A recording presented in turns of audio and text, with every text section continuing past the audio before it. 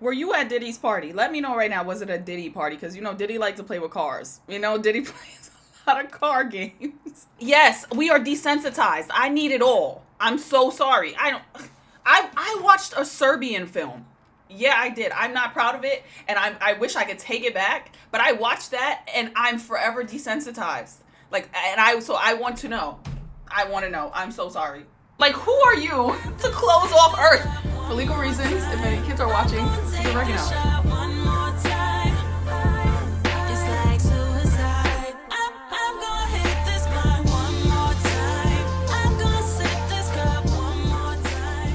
I wish I never went to this party. Dougie Corrado, who is this? Here we go.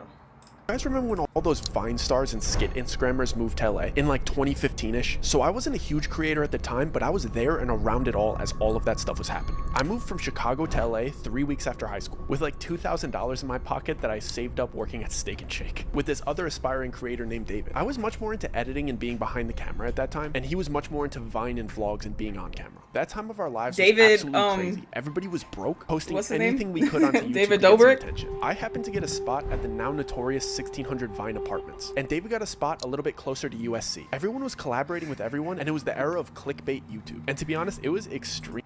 Is he talking about David Dobrik? Because I feel like everybody's on their David Dobrik, like, exposed train right now. Extremely fun for the first few months until Hollywood started to notice that influencers were the next big thing and that the landscape of the industry was changing, and we started to get invited to more exclusive parties and events where it seemed as if old Hollywood was almost grooming new Hollywood. And there was rumors of this one gathering that was happening on a monthly basis where it seemed like anybody that got invited saw a massive jump in their numbers, secured huge brand deals right after attending. But apparently this gathering worked on a buddy system. Someone had to vouch for you and bring you as a guest. And by blind luck, me and David ended up getting invited. Some talent agents saw me and David shoot a silly skit at a random party. He didn't invite us that second. He just told us that he saw something special in us and took our contact information. And listen, people do that all the time in LA, but this guy had a different feel to him. He wasn't trying to convince us he had connections or hype himself up like everybody else does. He was just super calm and had a sharp way of speaking that demanded respect. He was extremely brief, and after getting our numbers, he just said, "Look out for the invite," and walked away. And this is where it gets weird. I never gave this guy my address. I only gave him my number, but I ended up getting an invitation by letter. And at the time, I thought that that was so cool. But in retrospect, as an adult looking back at it, that alone was a huge violation of privacy and a major red flag. But at the time, when I tell you I was absolutely buzzing with excitement. When I got it, the letter was so extravagant and detailed. It was gold with black and red lettering that read something like, "Your talents have been noted, your name has been endorsed, and I'll never forget this part. The dreams you have been chasing are a night away through the seventh heaven." And the address was a beautiful home in Laurel Canyon that was set to happen that weekend. It also noted to not be a minute late and not to expect to leave before midnight. And at the time, it felt like this is like some real Squid Game shit. What are you talking about? How are you inviting me to anything and I don't know you? I mean, I'm sure, like, with the internet, anybody can find your address these days, but like, that's real specific.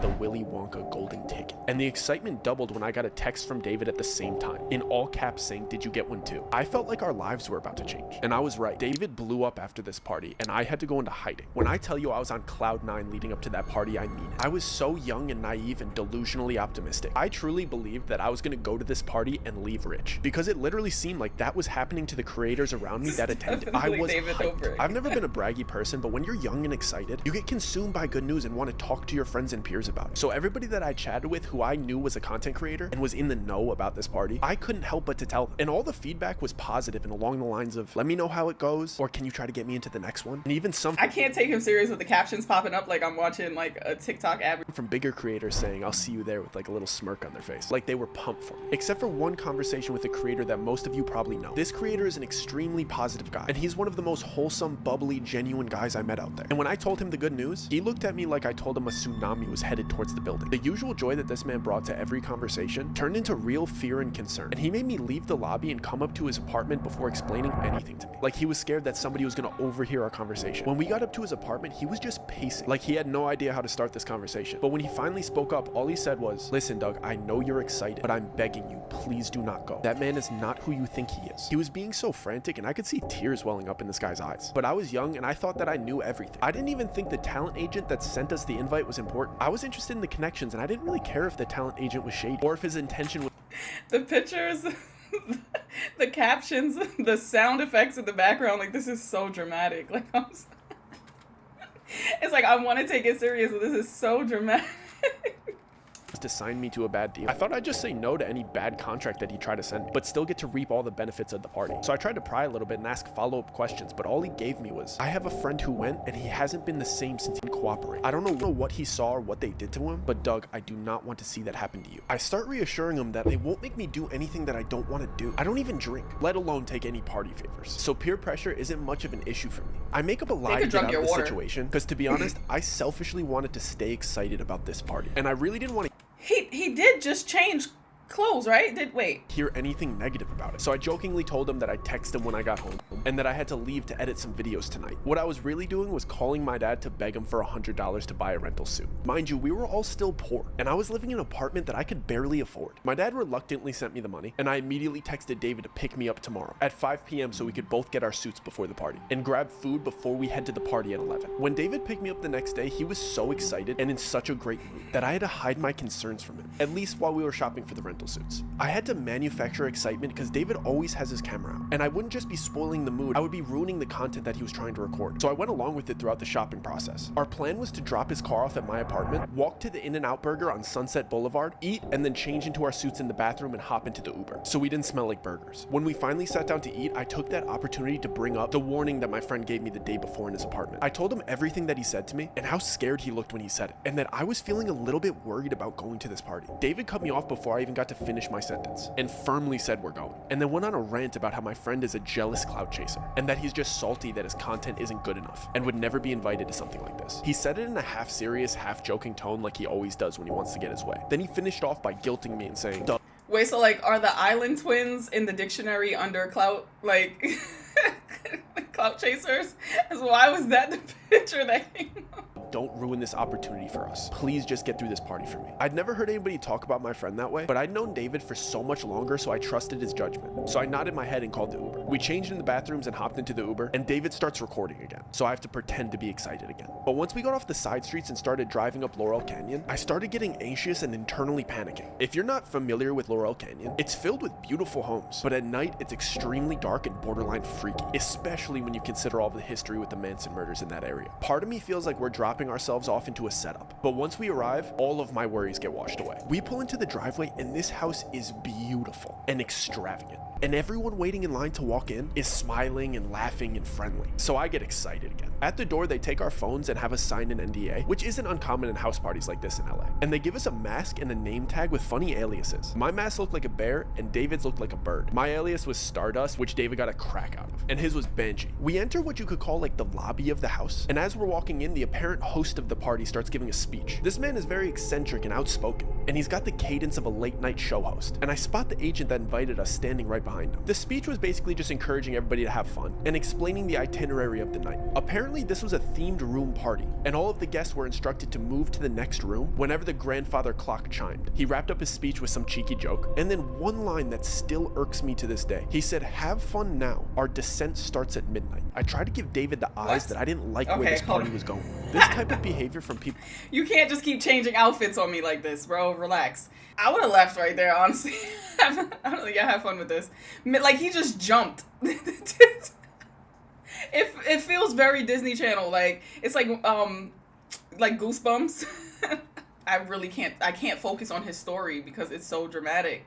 People that I saw as adults made me extremely uncomfortable. The moment the host wrapped up his speech, a couple of workers came out of the doorway. They were holding a couple sets of long poles. All of a sudden, music started playing and everybody seemed like they knew what was going on. So I just went along with it. So I guess these parties start off with a big game of limbo. It's funny seeing people dressed so nicely playing a silly child's game, but it's even weirder seeing A-list celebrities being so excited to play. Because everybody had masks on, but when somebody that you grew up watching in movies walks by you with a quarter of their face covered, you still know it's them. I was amazed with how inviting and willing to introduce themselves these people were. I was expecting at least an undertone of uppityness in there, but it seemed like everybody was involving everybody in conversation, and they were frequently introducing themselves to me with their alias, of course. The only thing weird about it was something that I didn't notice until the third person did it. When they shook my hand, they pressed their thumb into the soft part between my thumb and my pointer finger, and I only recognized the pattern because the third guy gave me a big smile and said, "This must be your first time here." In retrospect, this should have alarmed me, but it seemed like they got friendlier when they realized that it was my first time here. so I didn't really think anything of it. But before I got to ask any follow-up questions about this odd handshake, the first grandfather clock chime went off, and everybody excitedly rushed into the second room. When I finally got in there, I was taken aback by the dramatic decor change. Everything in this room was different shades of blue. The music was romantic, and all the furniture was cabana beds and love seats. I stood there for a second trying to realize what was different, but I couldn't put my finger on it until some girl walked by and caressed my shoulder in a really flirty manner. The decor changed, but the way everybody was acting was drastically different. Before, everybody seemed to be outgoing and inviting and friendly, but the second they stepped foot into this room, they became touchy,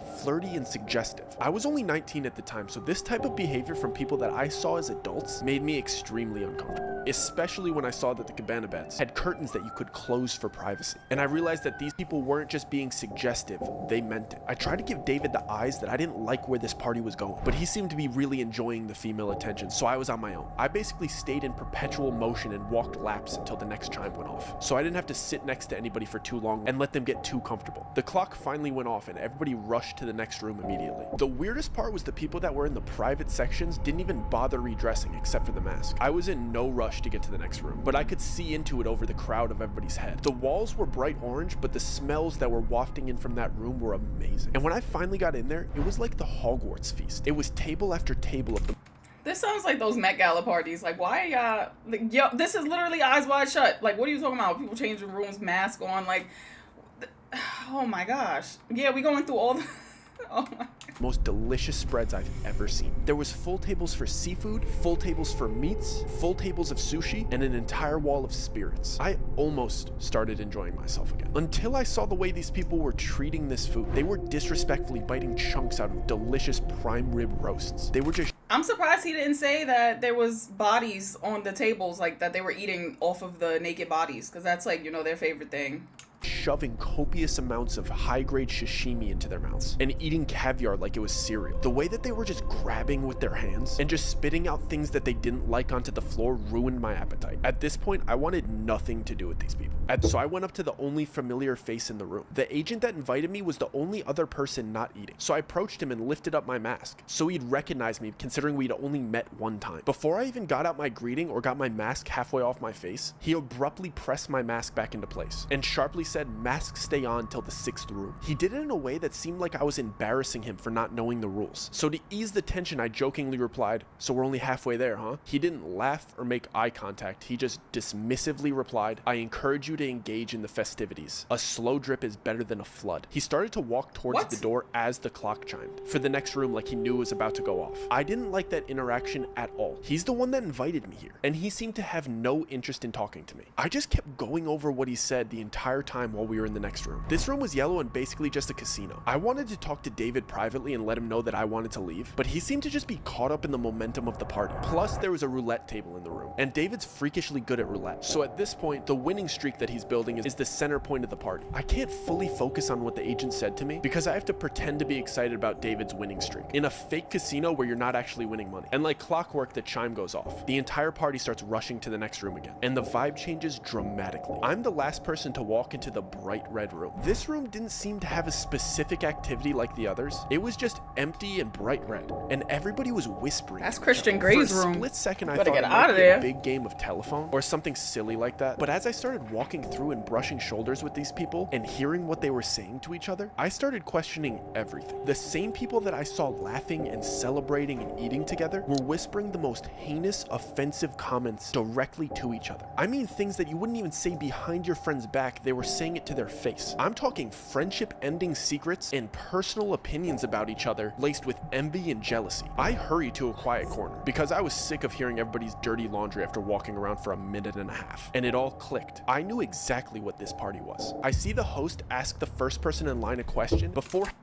This is part 6 now. The dramatics. Having them repeat something. It does. It feels like he's reading a Reddit or creepypasta story. That he said. When I tell you I am done with this party, I'm absolutely not doing that. All the dots start connecting in my head while everybody's being horrible to each other around me. I'm trying to recap the whole night and remember the order of each room to solidify my suspicions. But the chime for the next room goes off. This time, everybody gets eerily quiet and calm, like they got all of their venom out. The host of the party announces for all of the newcomers to come to the front. All of the attendees form a single file line in front of the next room's door. There's about 10 other newcomers in front of me and David, and the agent that invited us is standing to the left of the door, and the host of the party is standing to the right. The host has a pile of books on the table next to him. I see the host ask the first person in line a question and then grab a book based on his answer. He would present the book to the person and place a diamond-shaped metal symbol on top of it before having them repeat something that he said. Then he'd take their mask off and let them enter the next room. I couldn't make out exactly what he was doing until there was only 2 people ahead of me in line. The books were Bibles, Qurans, Torahs, and so on. He would ask the person, "And which one is yours?" Whichever they chose, he'd grab it and place the metal symbol on top of it. He'd have you put your hand on top of the metal symbol and then repeat, "I am my own God. I bow to nobody but myself." When I tell you I am done with this party, and I whip my head around and I tell David I am absolutely not doing that. David whispered back in a joking tone like he always does, "Dude, it's just a party. Who cares? I'll see you in the next room." And he skipped me in line to show me that he'd do it first to make me feel more comfortable. He went through with it and giggled his way into the next room. It was my turn, so I tried to play it cool and whisper to the host, "Do you mind if I skip this part? It's making me a little bit uncomfortable." I thought he'd subtly break character and reassure me that this is just a party theme and it's all good. Instead, he whispered back to me in a really kind tone, "Of course, man, don't worry about it. Just take your mask off and turn around." I was relieved for about a split second before the agent that invited me here grabbed my arm and started guiding me towards the exit. And I see that everybody that was behind me in line staring at me straight-faced. I look back at the host and he's standing up and loudly shouts like he's starting a chant, "The price was not paid." And then everybody in line that was staring at me chants in unison like they knew exactly what to do. "Remove the profane." And they repeated over and over until I'm through the exit door. "The price was not paid. Remove the profane. The price was not paid. Remove the profane." So the agent just walks me to the closest door. He doesn't even walk me to the front of the party and out the front door. He just puts me out into the backyard. It's 4 a.m. My friend's still inside. I don't have my phone. So I decide to walk around the right side of the house because that's where all of the party attendees were kind of headed. Let me see if I could peek in and maybe flag down David to let him know I got kicked out. And there's some windows to the next room. But of course these windows are like big church stained glass windows. And you can't really see through stained glass windows like the colored ones. But if you go No, because I'm irritated. We're 14 minutes in and he's changed 8 times. Why is it taking you so many different days or hours to make this video? Really close and you look through the white parts, you could kind of see clearly what is on the inside. And this room is like a bizarre church replica without all of the seating. It's just a big church-like room. And all of the people that were in there had their masks off. And it was like a big circle and almost looked like an initiation. And all of these celebrities are standing around in a circle around the other 9 new people. It was 10 excluding me. And there was big TV grade cameras recording, and it looked like the group of celebrities and everybody else that was there was kind of cheering them on, but then there was clearly people in there that were much more serious and kind of threatening. And the 10 new people were in the middle of this room being forced to do horrible things that I wish I could unsee. And the new people clearly didn't want to do these things. They were Nobody being ever forced to do says these the things. things. And they were clearly recording it. And I see my friend being forced to do these horrible things in front of these people and in front of these cameras. I just start panicking. I don't know what to do. So in my head, I'm like, I just need to get out of here. So I start speed walking to the front of the house, and I'm thinking I need to get out of this gate. There's only one street. We're on Laurel Canyon, so it's either I go left and start running towards Studio City, or I go right and start running towards West Hollywood. I'm not about to go knock on other people's doors. I'm just trying to get back to like civilization. And I'm trying to remember if we're closer to Studio City or if we're closer to West Hollywood. I don't even know. As I get to the front of the house, one of the employees is standing there, and he's standing in front of a car, and he has my phone. I'm not sure if he knows that I just saw everything, so I'm kind of standing there deer in headlights, but he just politely goes, "Here's your phone and here's your ride. Don't worry, the driver will take you home." So I take my phone and I sit in the car, and I'm trying to gauge to see if this driver has any malicious intent, but he doesn't seem to. And within the first 3 minutes, I know that they don't think I saw anything. They were just getting my stuff prepared and my car prepared to take me home, because they're under the impression that I didn't see anything too bad, and I got kicked out before any horrible things started happening to people inside of this party. So I get in the car and I'm checking my phone. My phone was fully charged when I got here, so I don't know what they did, but my phone won't turn on. I have to sit through this 30-minute car ride. One of my best friends is back at this party getting mistreated and recorded doing horrible things, and I can't tell anybody. So I get through this 30-minute horrible suspense-filled car ride thinking about all of the people that were so nice to me inside of this party, and the whole intent of this party was to butter me up to get me to do these horrible things. And when I finally get back to my apartment, I run upstairs, I plug my phone into the charger, and the first texts that come through are from my friend Joe. And I completely forgot that my friend Joe was coming to visit me. He was coming on a little mini vacation, and I was going to play tour guide and show him around the city. So now I'm thinking I only have like 4.5 hours to sleep before I have to go pick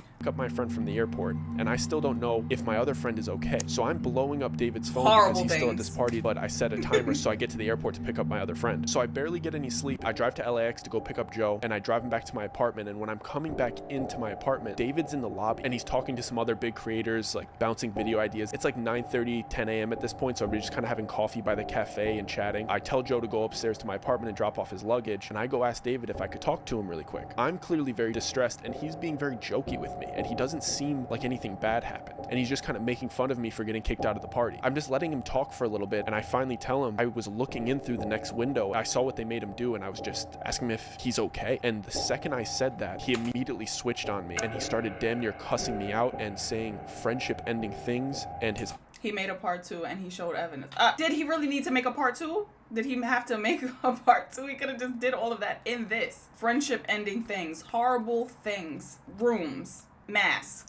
That's all I got. Like, those are the bullet points that I got. eyes turned from happy and giddy to filled with almost fear and a little bit of betrayal. When he stormed off, he pulled out his phone and he was calling somebody as if he was reporting something back to them. I immediately start freaking out. I assume that he's telling them that I saw what they did. And now I have my friend upstairs and David, who thinks he's can't just forget on about vacation. David. When I just saw hyper successful, rich people doing unspeakable acts, and they have all of the resources to come after me. They know where I live, and David isn't even on my side because the dirt that they have on him now. I have to pretend that everything's okay to Joe because he flew all the way out here for a vacation, and I don't even really know how bad the situation is. I don't even know how to tell him about everything that happened the night before. And I promised Joe that we are going to go to Runyon Canyon this morning. So he goes and changes into hiking gear, and I drive him over to Runyon Canyon. We do the hike for a few hours, and when we come back and I check my mail, there's another letter from these people, and I take it to the bathroom because I don't even want Joe to see it. And it's a screenshot of the surveillance footage of me looking in through the window and a little handwritten note, just a reminder of the worst mistake you've ever made. Curiosity killed the cat. And I start freaking out. I know that David just betrayed me and told them that I saw, and now they have proof that I saw. Now I'm just a walking liability to them, and now they're threatening me, and that was the worst mistake that I've ever made, and insinuate.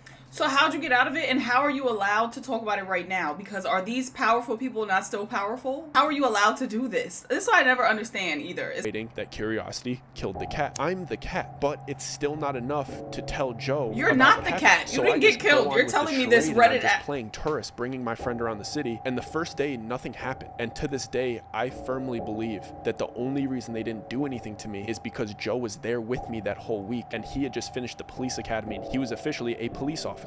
So I think me being with him is the only thing that kept me safe, because they weren't willing to do anything to a police officer. And I knew for sure they were keeping an eye on me the next day, because Joe asked me the night before if I had half and half for our coffees the next morning, and I didn't have any half and half, and he just jokingly said, "Who has coffee and doesn't have half and half?" It was a conversation in passing, it was a joke, and the next morning we woke up and there was a full half and half in my fridge. And the only reason I noticed that is because Joe said, "Thanks for running out early and grabbing half and half. You didn't have to do that." I was kidding. These niggas I is in didn't his go and crib? grab the half and half. I knew that somebody was not only listening, but entered my apartment that night while we were sleeping. And then they started to do these things that only I would notice. Things that if you told anybody, they would look at you like you were crazy. Each night that we came home and we were just winding down and watching TV, I would go to turn my TV on and the remote control wouldn't work. And I would check the batteries, and the batteries would be switched from positive to negative and negative to positive. Like they came into my house and just flipped my batteries. I know that my remote control worked the day before, and they just needed me to know that they were in my house and flipped my batteries, just to let me know that they were invading my privacy on a daily basis. And then it started escalating to when I would take Joe to lunch, or we would pop to the grocery store, or we would go to the movie.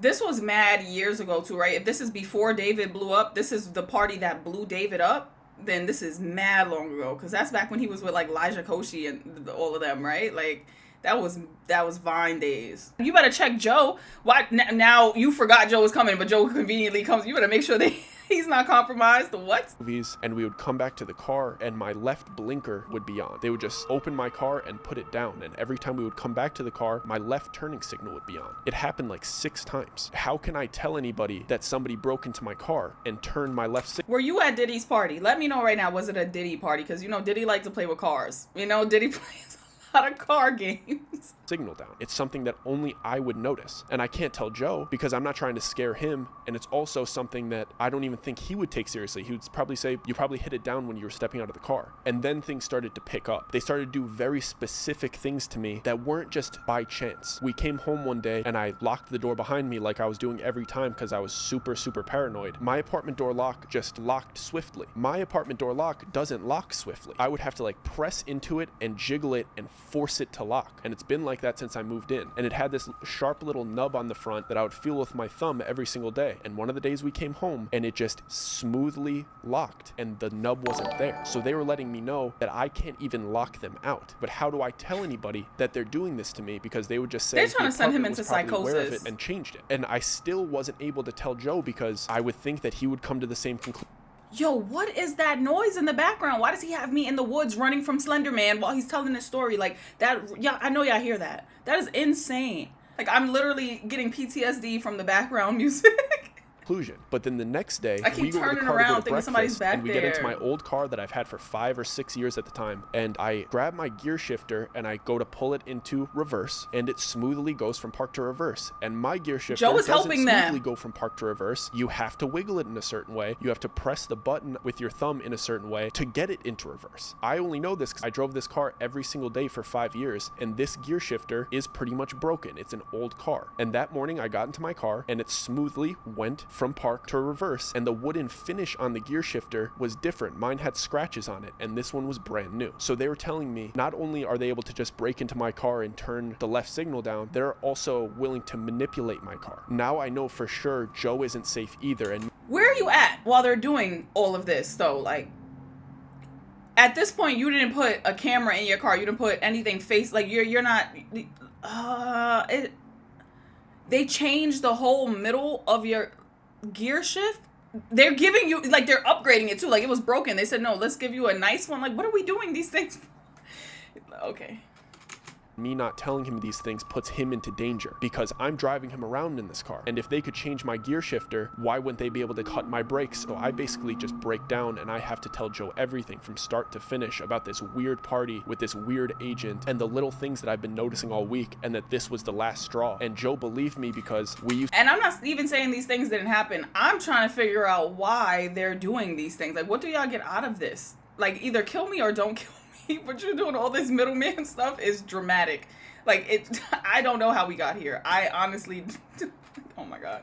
Used to drive around in my car together all of the time, and sometimes he would drive my car, and he made me promise that I did not get that fixed. The gear shifter was still broken yesterday and it's fixed today, and I didn't do that. So that won him over, and he basically said, we need to get out of here. It shook him too. He didn't like the idea of these people in the house. When I told him I didn't get the half and half, when I told him all of these things that were adding up over the last couple days, it freaked him out. And he's like, bro, we got to go back to your apartment. We got to get your stuff. We got to get you out of here. Then my entire world is shattering. I moved out here and all of these things were going great for me, and I had a place and I had friends, and I didn't want to leave. Maybe the stuff will die out. I'll be able to work with other people. It's going to be okay. I don't want to just leave my apartment, leave all my stuff. But Joe insisted that we went back to my apartment to grab his stuff and mine and then go stay at a motel before he leaves the next day. And when we got to my apartment, David was in the lobby with other creators by the cafe again, and I went up to him. I didn't really have any idea about what I was going to say to him. All he did was hand me a coffee, ignore everything that I said, and walk away. But then when I looked at the coffee, it had a little napkin wrapped around it. I saw that something was written in Sharpie on the napkin. It said, I'm so sorry. You have to leave tomorrow with him. Otherwise, it's me and you. And I went upstairs and I packed a couple backpacks and I left LA the next morning with my friend, and I never went back. Joe and I rushed out of that city as fast as we could.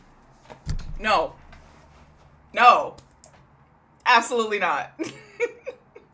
I don't even care anymore. What? I packed as much of my stuff as I could, and we just started driving. We were both genuinely scared for our safety at that point. So we decided to skip Joe's scheduled flight and just drive to Las Vegas. And then we were just gonna fly home from there. There was something that just felt comforting about being out of the state. Not to mention, Joe wanted a real briefing about his hair is gelled back, his eyebrows is threaded. This man got on a suit. Like, what is happening? What is happening? what went down. Because I had just basically told him the cliff notes and begged him to believe me so that we could pick up and leave as soon as possible. For the first 2 hours of the drive, we primarily kept our heads on a swivel and just made sure that we didn't take any wrong turns to further extend this trip. There were a few cars that made me feel like we were being followed, but it was just my paranoia enhancing an A-type personality driver into a stalker. Once we were out of California state lines and into Nevada, we could both finally exhale. I felt real relief wash over me for the first time since I got kicked out of that party. We stopped about 15 minutes into Nevada at a pit stop. We used their Wi-Fi to book a hotel for Vegas that night, along with the plane tickets for the next morning. Once we had our escape plan fully booked, Joe just started laughing and I couldn't help but just start laughing too. We shared a lot of crazy stories growing up and we always seemed to find ourselves in sticky situations together. So it was just hilarious that his fun trip to visit me turned into this. It felt really good to laugh about it because it made me feel like it was finally over. We got back into the car to continue our drive and Joe playfully said, "So you have 1 hour to explain to me why we're fleeing Los Angeles over some half and half and a gear shifter before we get to Vegas and we make this trip worth it." I realized how bizarre this whole situation must have looked from his perspective. He flew in for a fun vacation and arrived to see his friend in a crisis. As I started to explain to him the series of events, things really started to click for me, especially with his input as a police officer. I'm going to recap some of the events that I had already explained, but with the conclusions that we came to together. Clearly, the man that invited us to the party was a predator, and we were just perfect targets for him. We were young kids with enough of a following on socials to influence all of the other young creators in the area. We had just made a major change in our life by moving across the country, and we were completely isolated from our families who we could consult with about important decisions. How many times have I said that? And we were in a bad financial situation because at the time, just having a following on the internet didn't equal revenue. We were perfect targets to be indoctrined into a system where they could have full control over our budding careers. And apparently that's exactly what cult-like communities look for potential members. Not to mention, we were in LA trying to make a career in entertainment, and it seemed like they held the key to our dreams. As I was explaining to Joe the invitation and how it showed up to my house, we came to the conclusion that this guy approaching us at that party was not a coincidence. He had to have been scouting us prior to the time that I thought that we just met by chance. The party itself was a trap as well. When I finally had the chance to process what he said to me about the slow drip is better than a flood, it really started to make sense. Each room was designed to slowly introduce you into giving into temptation and sin. Everybody there being so nice and inviting was clearly on purpose. Seeing all of these people that you've looked up to for years indulging in these temptations of each room and inviting you to join in with them is perfect peer pressure. You don't want to let your idols down, so you voluntarily engage in an activity in each room that just gets progressively worse and worse. And of course, they start with flirtiness and overeating delicious food. And of course, spirits, because those things are so easy to get into. You don't want to let these people down? I'm sorry. Absolutely not. No. After what he said was happening in room 3, after he tried to take his mask off and the man pushed his face out, I'm done. Like, why did you even get to the Bibles? Like, why are we...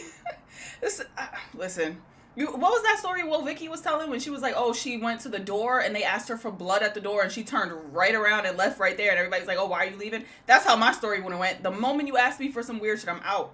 Like, I was not staying to find out. No. Of the night keep getting worse as you go on. He wanted me to feel the slow drip, so when it was time to commit the heinous acts of the 6th room, it didn't feel like a flood. It's clear why they kicked me out when they did. I wasn't indulging the way everybody else had. And when it came to the time to defame my religion, it was the last straw. Most people that was your last straw? Would think it was just part of the party theme. But to them, it's the test to see if you're broken down enough to defame your religion for the fun of the party. That's why the 6th room was the flood. It was dramatically worse than the rooms that I had experienced. And the only way somebody would give into the peer pressure to do what they were doing in that room is them being primed to do so with everything that happened before and had just spoken the words that they're not God-fearing. I realized that the people that would go to that party didn't just blow up overnight because of the power of that little cultish group. They scouted young creators like myself and David who they believed were going to blow up regardless of their help and get them to commit heinous acts on camera. So when they did eventually blow up, they had the perfect blackmail on them to control them. They would try to get to you early, so before you were making money independently, so that they could control you.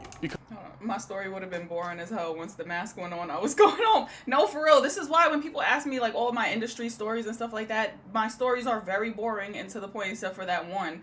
And that's because I'm not staying. I was never staying. Once the parties got weird, I was out. Once the studio sessions got weird, I was out. Anything I peeped that was wrong, I was leaving. And people still to this day, oh, Shelby left me. Yeah, because you were being dumb.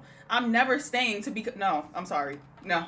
Because if you were already established and wealthy, why would you even care about going to a party like this? You just don't care. It's too late for them to infiltrate your life. Do they help you with big collaborations? Yeah, but these collaborations are built off of fear and trauma. That's how they keep their groups so tight. You can't get into this group unless you also do these horrible things. They kicked me out and let me leave because they thought I actually didn't see anything too bad. From the outside perspective, I had just gone to a cool A-list party in a beautiful home filled with beautiful people and amazing food. I couldn't say anything bad about it publicly without sounding bitter that I got kicked out. That's how groups like this need to operate. From the outside looking in, it has to look amazing and wonderful to be a part of. From the inside, they need blackmail that's so bad that you can never speak out against it without getting your reputation destroyed. It made sense why they went after me the way they did. They need to do things to me that only I would notice because they couldn't be seen openly harassing me. It would make them look bad. So they had to infiltrate my privacy and scare me secretly. I still don't know how far they would have gone to get me to leave the city. If they would get violent or try to get me to fall victim to an accident. But they wanted to scare me out of the city. And I thought back to my very kind friend that warned me about this party and how secretive he was being about how much he knew about it. He couldn't just openly say how weird those. Hold up. What I didn't hear in this story was the part where you called back your friend, the one who told you about all of that. As soon as you got home, I would have been like, yo, bro, remember everything that you told me? Yeah, that happened. So, like, what do I do now? And they're actually flipping my batteries and bringing me milk and upgrading my cars. So, like, what's next? You and Joe went and did Bad Boys 2 when, like, I'm really trying to figure out why you didn't call your friend back. I'm so confused.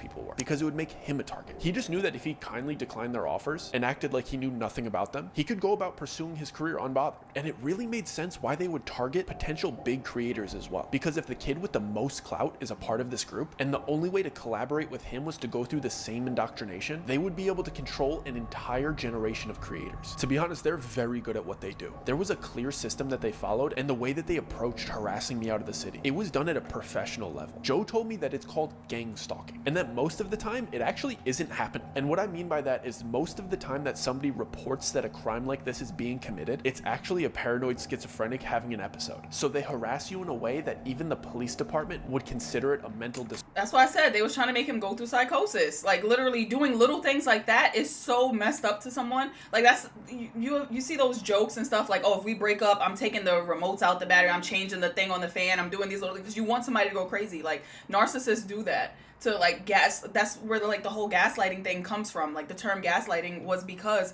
the man was messing with his wife in the house and kept changing the gaslight on her thing and telling her it wasn't happening. So after she finally went crazy and was like, this thing is happening, he was like, no, it's not, and got her put into the mental asylum. No, you're not gonna gaslight me. Like, I'm sorry. Disorder opposed to gang stalking. Everything about the way these people operate is cult-like and everything that they do is intentional. I was never even a conspiracy theorist or anything like that, but my perspective on show business in Hollywood completely changed on the way to Vegas. All the dots connected and I saw how truly evil some people in that industry It took on the way to Vegas to start believing in conspiracy that you were in the room. You were in the house. This is why I can't talk to people. This is why I cannot. Like, you can give somebody every fact and lay it out in front of them and be like, this thing is happening. And they'll be like, you know what, actually, I still don't. Like, you know how many YouTube creators I watch talk about these conspiracies and be like, oh, you know, I don't really believe conspiracies. And then go on to talk about everything that is a conspiracy theory. Like, what are you talking about? Yes, you do. Like, this is so, everybody's so scared to be called a conspiracy theorist. And it's like, okay. Are. And when I got to Vegas, I started to see how openly they show it. I know I've spent this whole time talking about how secret and exclusive this party was and how everybody that knows about it has their lips zipped shut, but when we had arrived at our hotel near the strip, I started looking around at the big signs and promotions, and they really don't hide it. There was cultish symbolism in all of the music, live performances, and movie trailers. What used to look like just cool designs and eccentric artists was blatant symbolism for what was actually going on. I will never look at showbiz the same after that. I'm extremely happy being an independent artist, safe in the middle of the country away from those cultish hedonists. I never received another letter or heard from David again, but what I can tell you is that everybody that was affiliated with that group became massively famous, but everybody involved fell as hard as they ascended and have had even more massive controversies. Hold up. And to anybody pursuing a life in the arts or social media, do not fall into this trap. They will promise you everything that you've ever wanted, but they'll take it away whenever they please, and I promise you will hurt the people around you in the process. Welcome to the society. First of all, don't piss me off right now. Wait, what kind of videos does he make? What does he do? Immersive storytelling. Oh, so storytelling is his thing. This is his niche. He's a storyteller. Okay. Is this his own story he was telling though, for real? Where's part two? I wish I never went to this party. Here is part two. But now we gotta watch part two. I'm invested now. I'm invested too. That's what I'm saying. I can't just not go down the rabbit hole. Did a story I did a few months ago the other day to TikTok, and it got over 4 million views overnight. Oh, these were TikTok videos? That's why they were cut like that. Okay, that makes more sense. That makes more sense. I'm gonna cut him a little slack just for that, because if he came in separate TikToks and then put it all together for a YouTube video, he got it. I'm not sure if you've seen it, but it's about this party that I got invited to in LA. And when I initially dropped it, it didn't really get any traction. I'm pretty sure the first time I dropped it, it got like 20,000 views. I was just like, I guess. People kill me when they be like, oh, it just got 10,000, 20,000 views. Like, oh yeah, that's nothing. Just 20,000 people now know that you went to this place. Please, shut up. You talking about 20,000 views. Like, all right, excuse me, big time. Nobody cares about the weird thing that happened to me in LA. I guess it's a boring story. I guess it's not cool. I guess we're just gonna move on here. And I just kind of let it go. I just like let it slide. I just moved on with my life. I just kept making other content. But in this past month, it blew up. It blew up on YouTube, so I decided to re-upload it to TikTok, and it went crazy. And so many people were asking me so many things. People were accusing me of things. People were trying to find inconsistencies in the story. People were being outright victim blamers. And I kind of realized why it just blew up recently. No, I'm sorry. He really said it only got 20,000 views. I guess people don't care about what happened to me. I guess people don't care about what goes on in this industry. What are you talking about? If I upload a video right now and it gets 20,000 views about me telling something, then people heard me. I was heard. Like, yo, it's like you only care about the if people heard you, not if you got your story across. I don't care if 2 people heard my story on Patreon when I told it and decided, you know what, actually, this just helped me. I'm never going to do this thing. That's all I need. 20,000 people wasn't enough for you. That just blew mine. Recently, with everything that's going on with Diddy, Ryan Garcia, and the Drake Bell stuff. So I kind of see why the public attention is on it. But one of the main accusations was that I did this after all of that stuff. But if you go check when I uploaded this video, it was over 3 months ago. I uploaded it before any of these people came out, before any of these accusations, before any of this stuff was released. And I know there's been similar stories and people say similar things about weird stuff that happens in LA. But I don't think anybody has put out such a detailed account of the stuff that happens there. And that kind of moves me. Is the detailed account in the room with us? Room, another room, another room. Pull your mask down. Bible, chain, whatever. Joe, David. That was it. Like, that was all we got. Horrific things, horrifying things, scary things. I've heard more detailed accounts. We're not going to do that. I've heard actually, like, what? That's my next point. There's a couple things I want to address in this. And I just want to clear up everything for you. Unspeakable acts. I'm going to go over all of the most common comments that I got, the most common accusations that I got. Did he just change the camera angle on me? Are you going to make me move myself? Because why did he do that? Just what it seems like you guys want to know the most about. And I'm not sure how much more detailed I could really be about the party in general or the entire experience in general. You're messing up the flow. I could definitely go into more of the stuff of how they were messing with me after. Let me know if you guys want to hear that. But a lot of people are telling me to say what I saw in the 6th room. I am so sorry. How could I forget the half and half and the batteries? They changed your batteries and they gave you half and half and upgraded your car. That silly Shelby. Oh my God. The music, like the... confuses me a little bit because I don't know why you guys want me to say it. Do you guys want me to give you like vivid, horrible descriptions of illegal activities that are like disgusting and done to people that they shouldn't be done to? Please. That's a bit weird to me. You want to hear those words come out of my mouth. Have you been on Twitter lately? Yes, we are desensitized. I need it all. I'm so sorry. I watched a Serbian film. Yeah, I did. I'm not proud of it, and I wish I could take it back, but I watched that, and I'm forever desensitized. Like, so I want to know. I want to know. I'm so sorry. I don't want to describe it to you. It's grotesque. It's disgusting. It's hideous. It's heinous. Stuff that they do is unspeakable. It's like gross, and they record it so they could hold it over you for your entire life. So for the people that are saying, say what they did, I want to hear it come out of your mouth. That's gross. It's a little bit weird that you so desperately want me to explain to you what I saw. What I saw was horrible. What I saw was illegal, and what I saw was inhumane. And I don't want to say it. Like, I don't know what else to tell you. I don't want to describe it to you. It's gross. It's not something cool to say on the internet. All right, but can you let us know along the lines? He was being a little bit more graphic than I'm going to be. Who's Ryan? I need links. This is what I'm saying. If you're not going to tell me what Ryan said, don't tell me to go find Ryan, because now you're trying to send me to another rabbit hole. Here. For the people that are like, say it, I don't believe you unless you... Oh, please. Ryan Garcia didn't say anything. If that's what we're talking about, I have so many feelings about Ryan Garcia. I'm not even going to do that.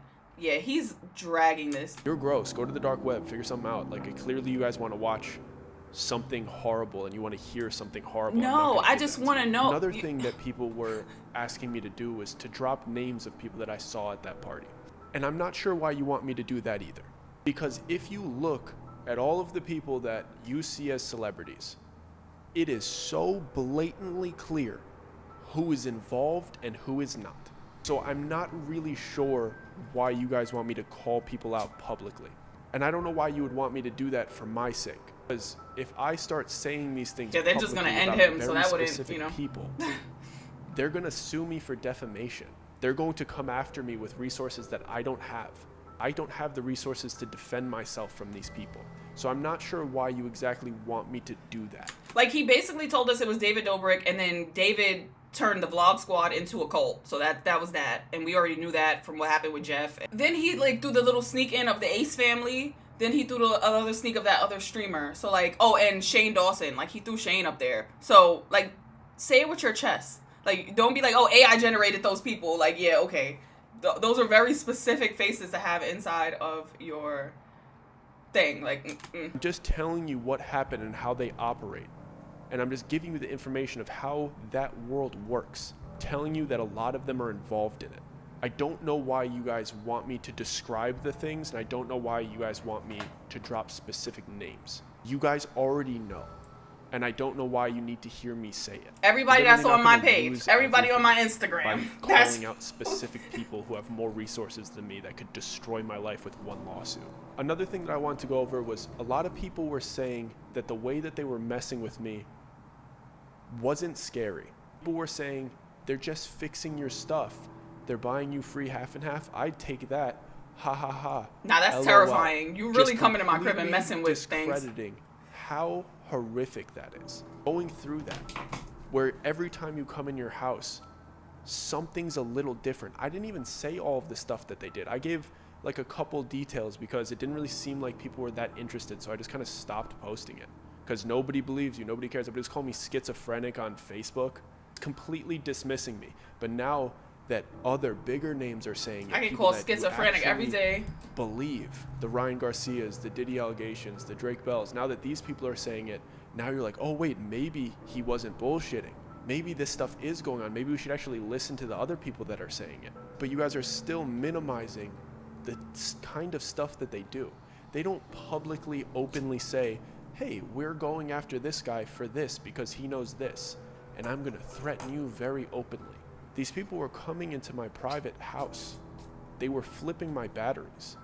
They were fixing things that only I would notice. I can't tell that to anybody. I look crazy saying it on the internet. They fixed my doorknob.